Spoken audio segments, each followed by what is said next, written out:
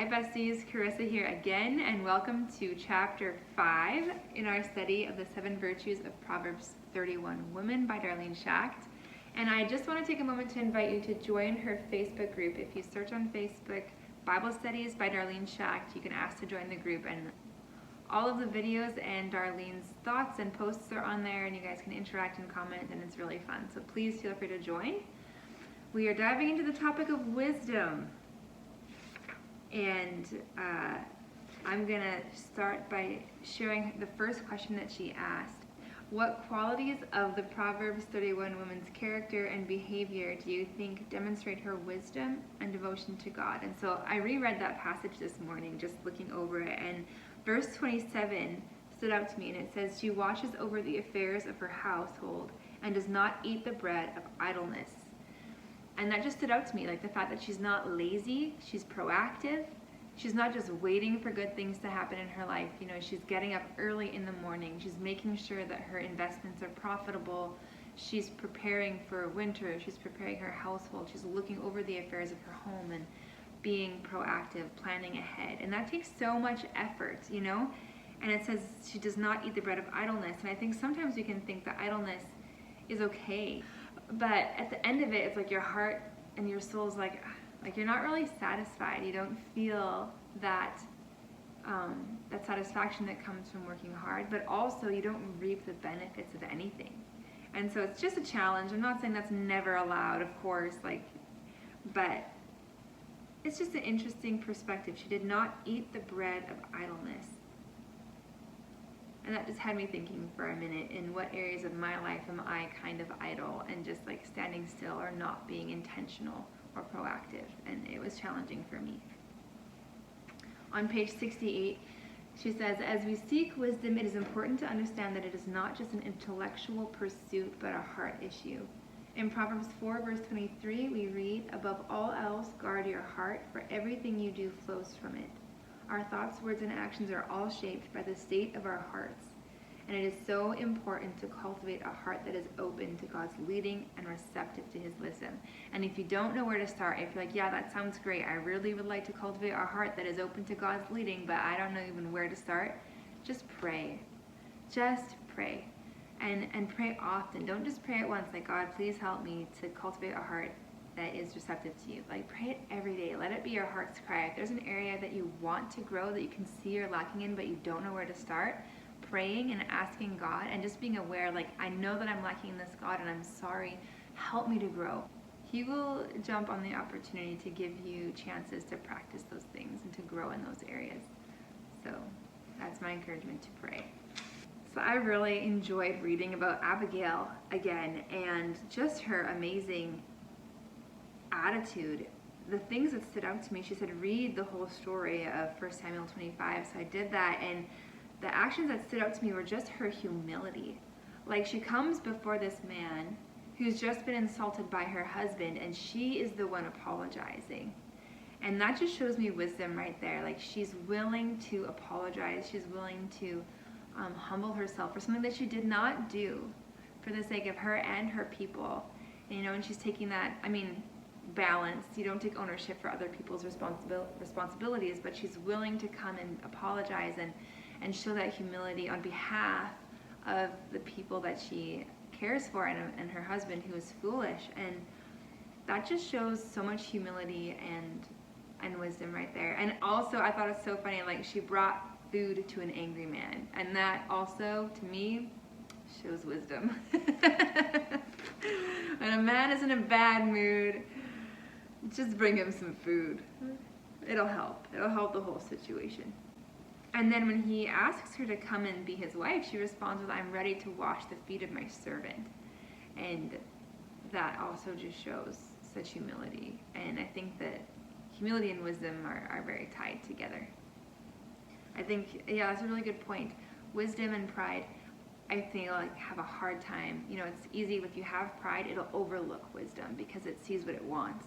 But wisdom is willing to overlook our pride and our feeling of injustice. You know, I'm sure she was frustrated with her husband at that time, but she was willing to overlook that and be humble because she knew that that was the right thing to do. She knew that that was wise and it would probably cause the best outcome. but I'm sure it was not easy at the same time. I'll just read a quote from page 71 here. Abigail's wisdom went beyond mere intelligence. She had a deep understanding of human nature, a strong moral compass, and a willingness to take risks for what she believed was right. These qualities made her a true Proverbs 31 woman, and her example is one that we can all learn from. Her actions teach us that wisdom is not about what we know, it is how we use what we know. And I always loved this quote. I'm sure some of you guys have heard it, but it's a quote that says, "Knowledge is knowing that a tomato is a fruit. Wisdom is knowing not to put a tomato into a fruit salad." Yeah, sorry. I had to throw that in there. I love that quote. But it's so true. Knowledge is just the knowing of many things. And I think that there is a verse that says knowledge puffs up, right? Like if we think we know a lot about everything, which in our culture nowadays, we have Google, when we know just like a little bit about something, we feel like we know a lot. It's so easy to get puffed up, but wisdom actually knows how to apply that knowledge to our everyday life. And that requires a lot of wisdom and a lot of diligence and a lot of self-control. Okay, page 73. I want to encourage you to take a few minutes to reflect on that verse, which is James 1 verse 5. If not right now, then as you go about your day, ask yourself, is there any areas of your life where you feel uncertain or lacking in wisdom? Take these concerns to God in prayer and ask Him to provide you with the insight and discernment that you need. Ask for His wisdom to guide your thoughts, actions, and decisions. Trust that as you seek His wisdom with a humble and open heart, He'll answer your prayers and provide you with clarity and guidance as you need. This reminded me of some memories that I have as a kid. You know, I was homeschooled, and I remember my mom, oh my goodness, my poor mother, trying desperately to teach me algebra. And I struggled and struggled and struggled to grasp the concepts. It would take me hours a day to learn my math lesson. It was awful. I hated it. And I'm sure my mom did as well. But she was so resilient. She pushed through. She would make it through. But I remember her literally praying, "Lord, please give me wisdom to teach this to Karissa." And then she would try again. And then she would pray again. "Lord, please give me wisdom to know how to help Karissa understand this math concept. Show me a way to teach it to her that she'll be able to understand." And that has impacted the way that I parent as well. And I think that parenting is the area that right now I am praying for wisdom in the most, because parenting, it brings you to the end of yourself, and you realize how much you need to depend on God for wisdom. And there have been moments when I'm teaching my little girl something or disciplining something, and I will always end it by praying together. And she's 2, so I'm usually telling her what to pray, but pray that God helps you to have a good attitude and to learn to be gentle to your little brother. And so she'll pray that, and then I'll say, "And then please pray for mommy to have wisdom to know how to teach you." And you know, it's okay for our kids to know that we also need wisdom. And I think that that takes, what am I trying to say? It's okay to admit in front of your children that you need wisdom in knowing how to raise them up. You need God, and it's okay for them to see that you need God. And that's an area that I think, ask yourself if there's any areas of your life where you feel uncertain or lacking in wisdom, this is the area. And so I will continue to pray for that. At the end of page 73, she says, she uses her words to encourage and guide others in a way that is both truthful and compassionate. And I think this is something that a lot of us struggle with. For me, I like to lean on the compassionate, loving side and not be straightforward about what is true necessarily. That's more of a struggle for me, especially like one-on-one, face-to-face with a person that I care about. It can be very hard for me to just say, "You're living in sin and it needs to stop." You know, that's so hard to say. But I heard a really good quote. Today I'm all about the quotes. I heard a really good quote, and they said, "Love without truth is hypocrisy.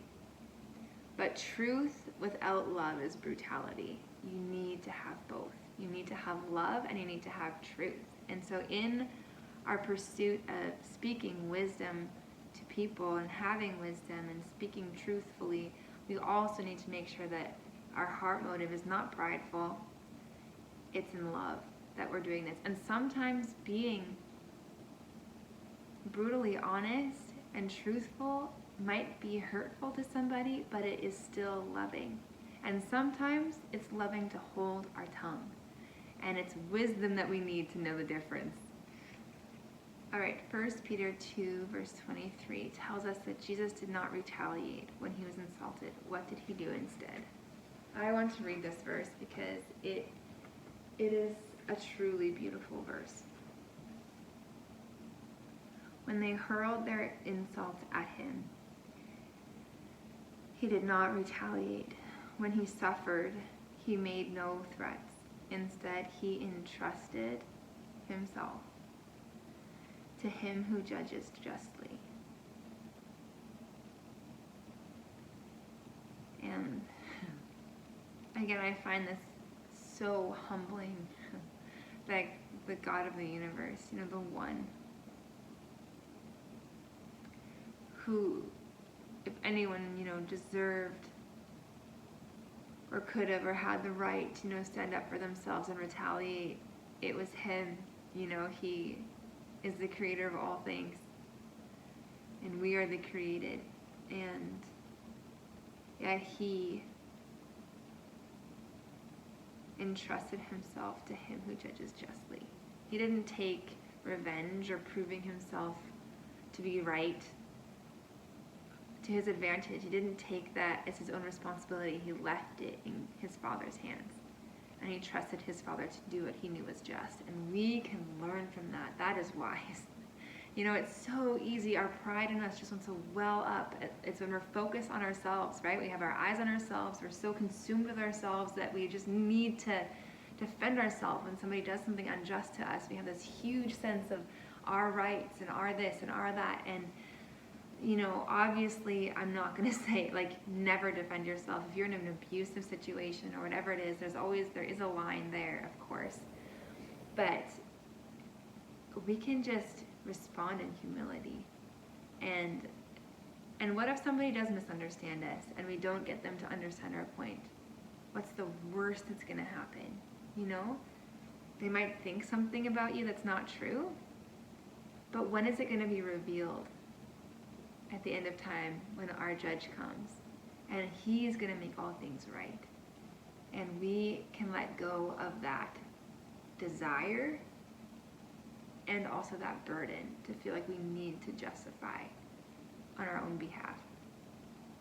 Oh, wow, what a challenge. And again, Jesus is our perfect example, isn't he? So closing with the challenge, she asked, what steps can you take that you are not already doing to develop greater wisdom and discernment in your life? And the thing that I wrote down is spend more time with women who are older than me. I used to be so good at having a mentor, and that wasn't something that I actually did on purpose. I feel like that was just God's grace in my life. But I have not invested in pursuing a mentor in a long time, or just someone to meet with monthly. I also used to go to counseling regularly, and I haven't been doing that recently. And I can tell the difference in my life when I am, talking with someone who has that wisdom that is years ahead of me and when I'm not. And so I think that's something that definitely as a young mom, I still need to prioritize and have in my life, because that wisdom that they have as godly women and all their experiences and their time in the Word is so beneficial for me. And the second question was, what steps can you take to become a better listener, encourager, and supporter to those around you? Something I've been so challenged to do is to listen to someone, especially in an argumentative discussion or a debate type of discussion, which for some reason there's been lots of in my life recently, which I hate. I hate confrontation. But if I'm in that kind of conversation, instead of while that person is sharing their side of their view, instead of in my heart, in my mind, picking points that they're saying to pick apart and putting together my response, actually dedicating that time to completely listening to them, and then at the end summarize what they've said and not move on until I have summarized what they've said and they agree that I understand what they were meaning to say. Because it's so easy to just move on and assume that they're saying something that they're actually not. And I have been convicted of this. I have definitely done this. And so it's so hard, because then by the time I've like repeated what they've said and they're like, yeah, that's what I said, then I have to start thinking about, okay, what do I think about that? What is my response? And I might not have a response right away, and that doesn't feel good. I want to have the last say and the sharp word and the snappy comeback. And it takes that humility and that wisdom to be like, maybe I don't have one, and that's okay. It's okay. And that's hard for my pride to take. I don't like it, but that is an area that I have been slowly chipping away at and trying to apply to become a better listener. So I will close with that. Ladies, thank you again for being here. It is such a privilege to do these videos for you. I've enjoyed it so much. We still have 2 more weeks to go, so stick around for those. And I am looking forward to hearing your comments and the challenges that you guys are doing, the areas that you guys are hoping to grow in this topic of wisdom. So until next week, bye for now.